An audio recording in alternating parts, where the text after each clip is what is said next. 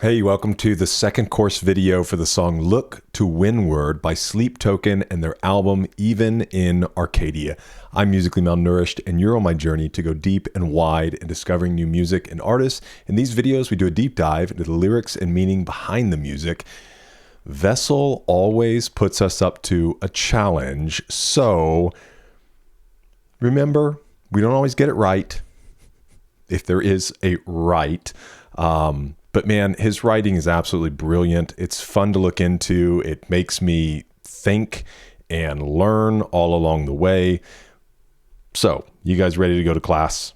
Let's get in, take a look at Look to Windward.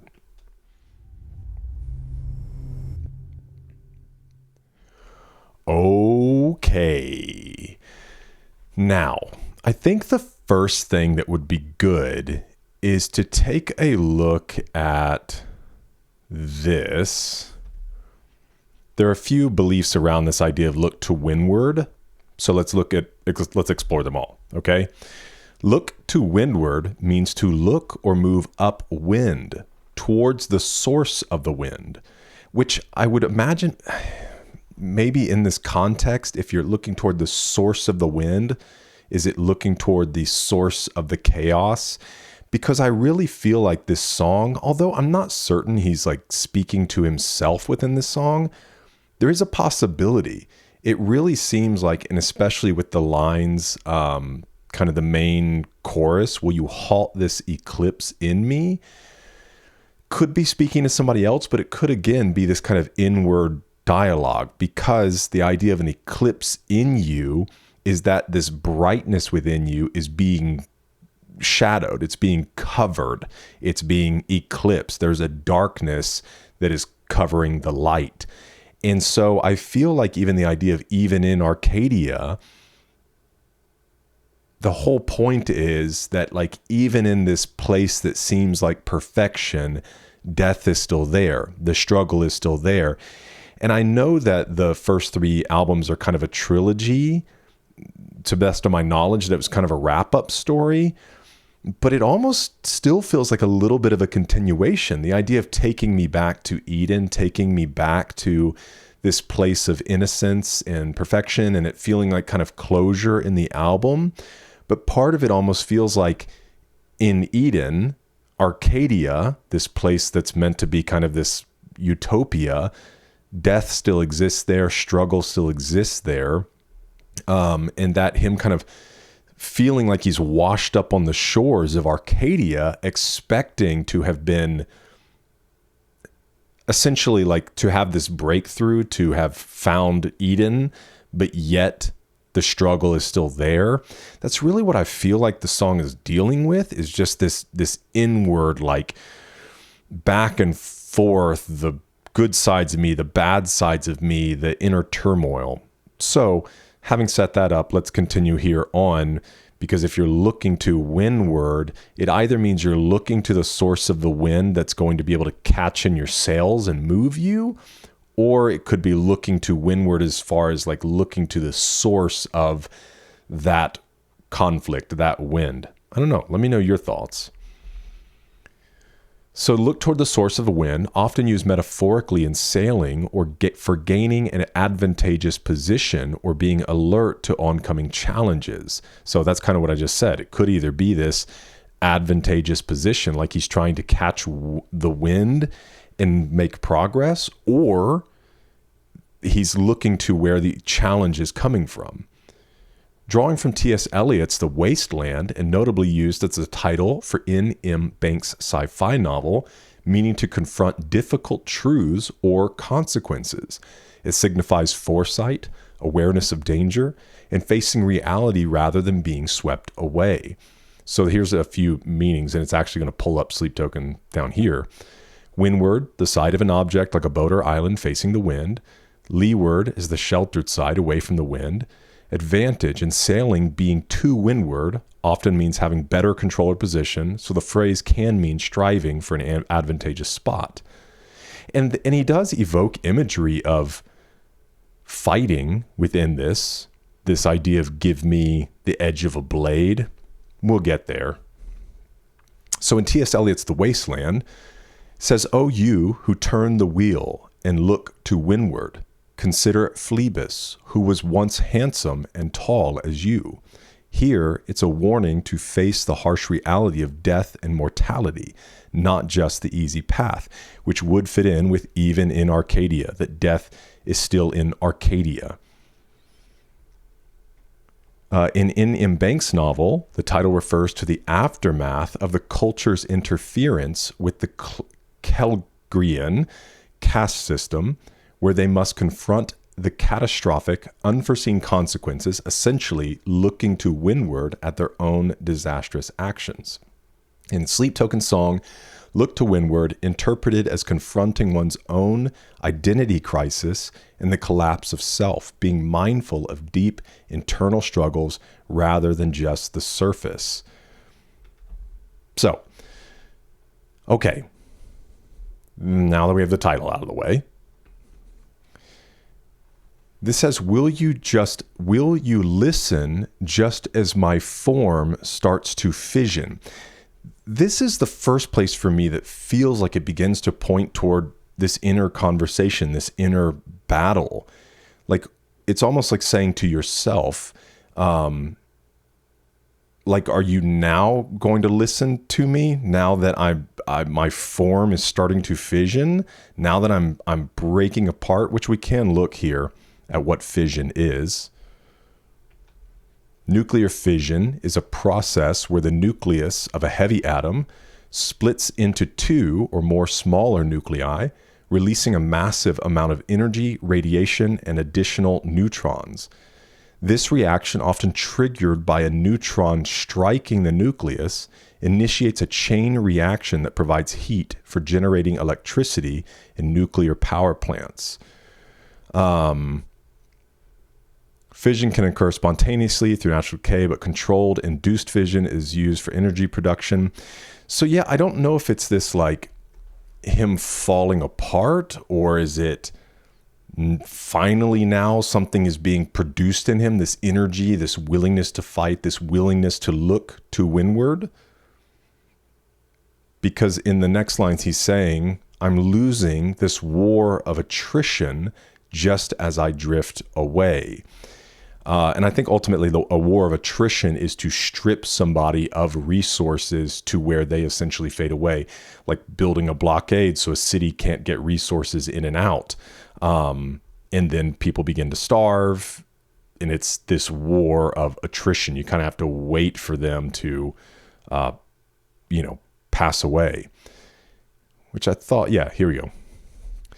A war of attrition is a military strategy aimed at wearing down an opponent to the point of collapse through continuous heavy losses in personnel, equipment, and morale, rather than by decisive, rapid maneuvering. The goal is to outlast the enemy, with victory often going to the side with greater resources. So it sounds like, he's at this point where he's losing to himself, drifting away, and then again, he could be speaking to somebody else. He could be talking to himself. Like, are you going to halt this eclipse in me? Like, are you going to do something about it? Are you going to stop this darkness being cast over this light? With the shadows longer to me than a light year, moving so slow I could die here, say, can you hear me say? I do not know exactly what is being said here. Say, you can hear me say. So I don't know if it's like a call, like answer me, but this whole thing, shadows longer to me than a light year, I think is this idea of like a looming darkness, a almost never ending struggle, moving so slow, maybe that internal, like trying to win this victory internal. It's like moving so slow, I could just die here. And again, with the expectation of like, I feel like I'm in Arcadia. And it's the realization that, yeah, but you haven't fully escaped you. There's still a battle to be fought here. So then he keeps going. Will you halt this eclipse in me? The chorus. Verse 3. Now I know why I woke up here on the shoreline, coughing up blood in the twilight. Everything looks the same. Now, I don't understand why he's saying, now I know. Other than maybe it's this idea of, man, and where did I see? I saw something else. I don't think I have it pulled up. Oh, wait. I think this is interesting. It says this lyric from Sleep Tokens Look to Windward signifies a traumatic, repetitive cycle of emotional or artistic destruction, where the narrator survives a metaphorical drowning only to wake up in the same painful, unchanging situation, which would reinforce the idea of the song so far. It explores themes of stagnation, disillusionment, which 100% fits in with the Even in Arcadia theme, and the physical toll of enduring emotional pressure. The shoreline imagery, often linked to T.S. Eliot's The Wasteland, implies death by water, or a cycle of drowning and washing up where the struggle never truly ends. Coughing up blood in the twilight suggests that the narrator's emotional suffering has become physical. They're in a liminal space between life and death, or dream and reality, which he goes on to kind of share language that does feel like that, very ethereal language. Despite going through a traumatic event, nothing changes. The narrator's trapped in the same stagnant or toxic situation. The lyrics reflect the aftermath of unanticipated challenges, perhaps fame or intense pressure, where the narrator is left broken on the shore. This line highlights a state of being haunted and hollowed out by the weight of what they've endured. And then obviously, like, it does feel like it backs it up. Like, everything looks the same. Like, why has nothing changed? Will you halt this eclipse in me?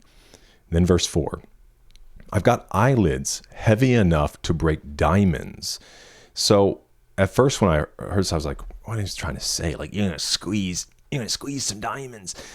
But I think it's speaking to the idea of, like, when you're tired, your eyelids are heavy. You can't keep them open, which would fit the themes that we've been exploring already, is just this, like, exhaustion.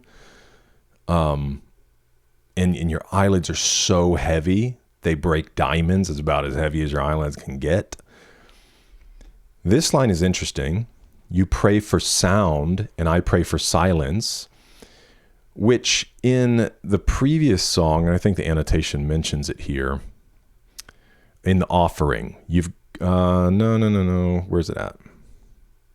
Down here, this one, in higher, a calling back to the lyric, you need a melody, I only need the silence.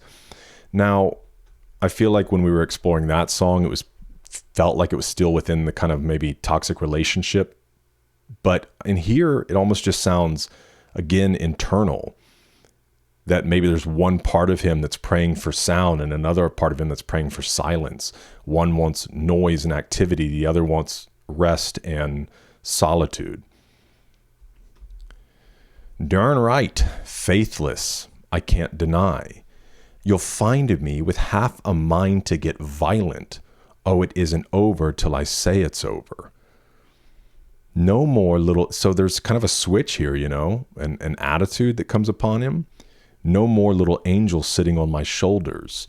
So give me the edge of a blade and a time and a place. And so I don't know if this is meant to be kind of a hopeful lyric, that maybe he is rising up for battle, rising up to face the challenge head on, looking to windward. And I'll leave them cold and pushing up boulders. So whatever it is that he's talking about fighting, he'll leave them cold, which I would assume just means dead, right? If a person's been slain, they grow cold. And pushing up boulders, which is interesting because, you have the line pushing up daisies. And I think it even references here Sisyphus, who was destined to push the boulder up the hill. And it was just his constant fate.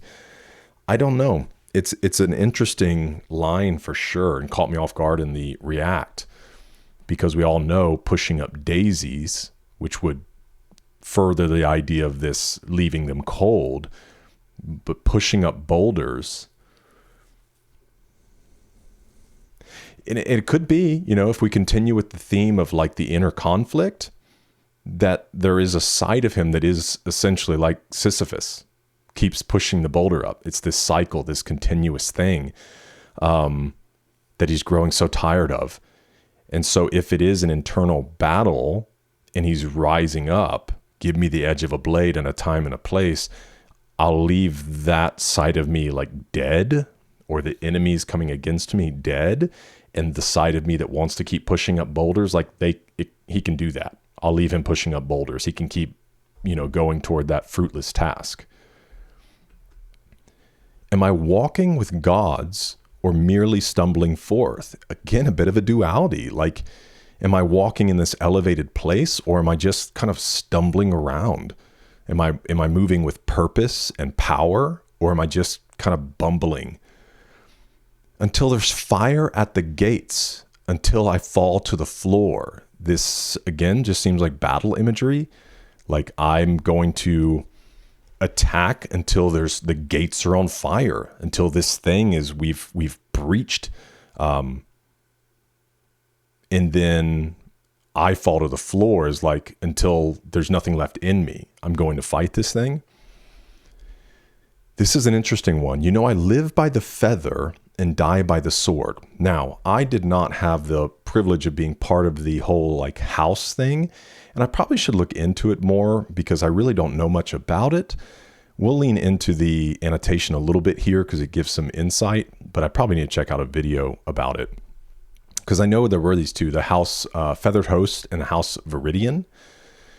And so this line is referencing the feathered host and the house viridian. The latter's emblem features crossed swords, hence die by the sword. Simultaneously, given that feathers have historically been used as quills, Vessel could also be cleverly stating he lives by the pin. You guys let me know in the comments. Give me a little more insight on this, the two houses. And I will sunder the earth only to burn the reward, which is an interesting line because it kind of sounds like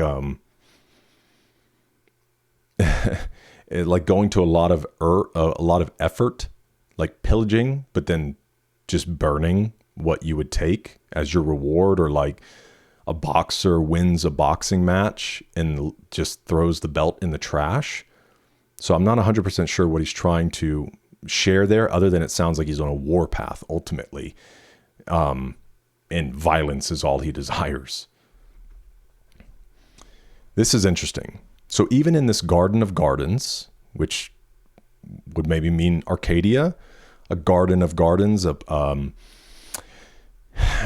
could technically be kind of a call to something like Eden, but ultimately a garden is a place that's fruitful, a place that's meant to be peaceful, that nurtures life. And if you're talking about the Garden of Gardens, it is the most fruitful place, which could fit the idea of an Arcadia.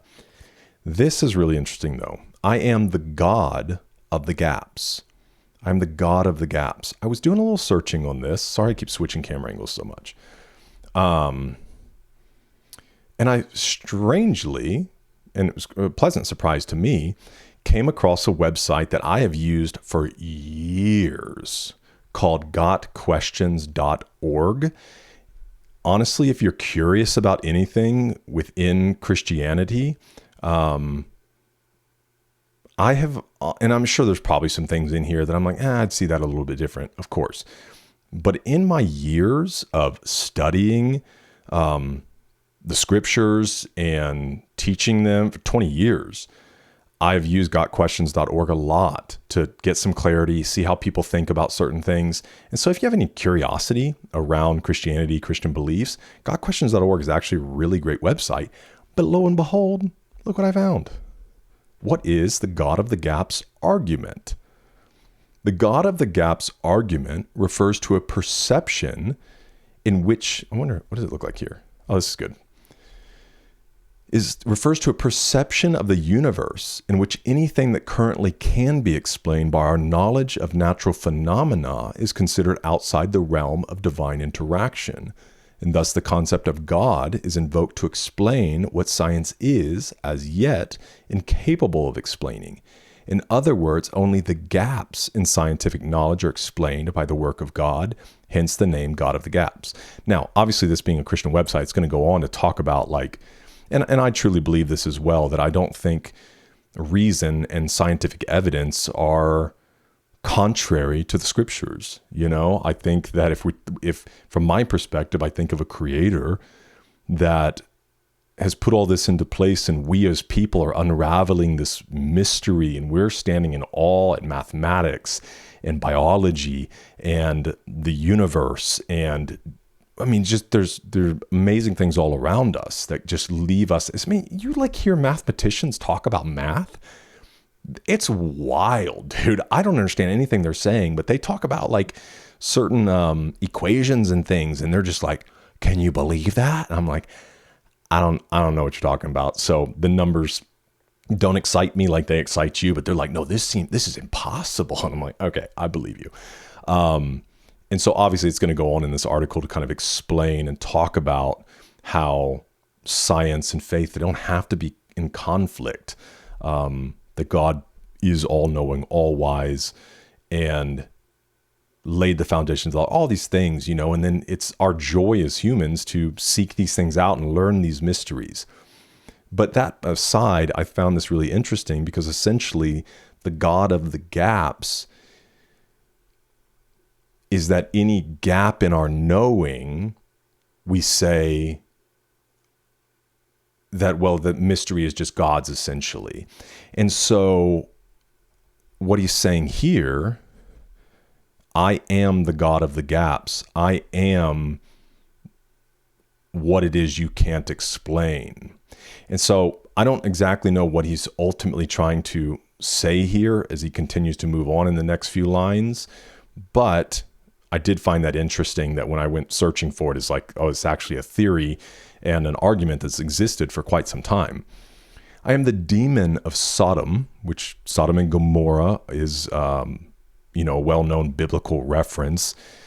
This place of hedonism, just completely giving in to your passions. So I am the demon of Sodom, so the one that would be running this place or influencing this place. I am the blood of an angel. Now, there's kind of two ways this can go. It could play into the duality, this demon of Sodom. So if Sodom is synonymous, synonymous, Sodom is synonymous. If Sodom is synonymous,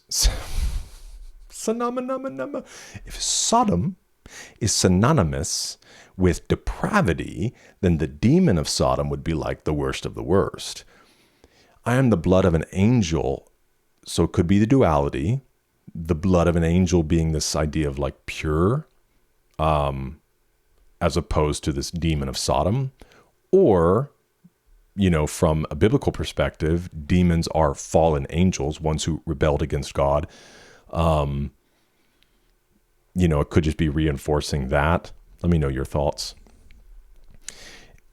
And part of that kind of could lean into this is the next line, the fate of the fallen.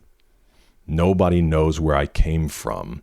So yeah, this is where it just gets a little like ethereal to me, and I'm trying to figure out like what exactly he's trying to say in this section. And he says, even I have forgotten. How can I already lose my way like this? This starts to kind of pull back and make a little more sense to me and fitting with the song. This idea of forgetting yourself. Drowning in burning bright abyss, even at stratospheric depths, this vertigo of bliss. I find this really interesting. Because of this ethereal language, the idea of drowning in burning bright abyss, even at stratospheric depths, the stratosphere, let's just do this.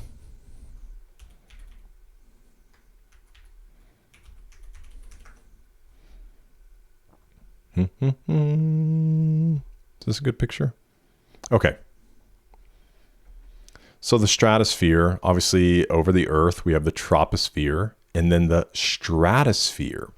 Now, if you look at it the way that he's talking about it, stratospheric depths in the language of the ethereal, if you're talking about above the earth, the stratosphere is near, other than the troposphere, the stratosphere would be kind of the depths of space. Just again, if you think about it in the way that we're viewing it in that image.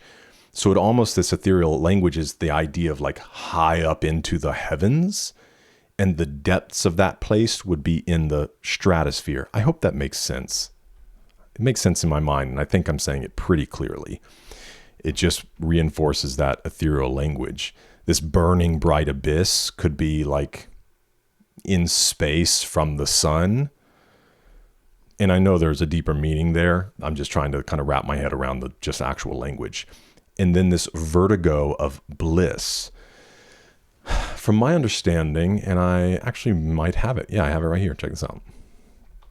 The vertigo of bliss refers to a state of overwhelming, dizzying joy or pleasure that is so intense it becomes disorienting, unstable, or frightening, often evoking a sense of losing control. It suggests a chaotic, dizzying peak of happiness, frequently associated with the erratic, emotionally charged sound. And then there's an album that it goes to. And so it's such a bliss that it feels like nauseating and dizzying. So, yeah. Okay. And then we get in here.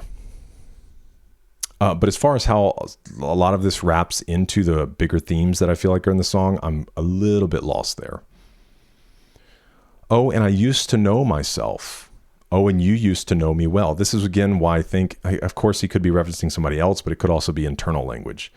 I used to know myself. You used to know me well. Wish that I could leave myself alone. You wish that you could make me whole. Calls back a little bit to this, do you wish that you loved me type language. Especially in the sense of like wanting to give you what I cannot give myself. And then, at the very end line here, the last thing he says is in me. So I don't know. I'm pretty convinced this is kind of an internal battle song ultimately. And this desire to rise up and halt this eclipse. Like, are you going to do something about it? Are you going to look to windward? Either for the wind that needs to get in your sails to carry you, or to face head on where the source of the issue is coming from. Regardless, like, that was fun. It took me a little while to put this video together, in the sense of just like looking over the song and listening to the song and doing some research and then having the guts to hit record and like hope that I don't sound like an absolute idiot. I have not faced that as much as I have with Sleep Token songs, because the writing is just really, really good. And I don't know, man. I am pretty certain that Vessel is definitely a reader. Whether he reads because he's curious and looking for interesting ideas and ways to tell stories and songs, or he just is a reader in himself and therefore like is naturally drawn to some of these things. But it's really incredible.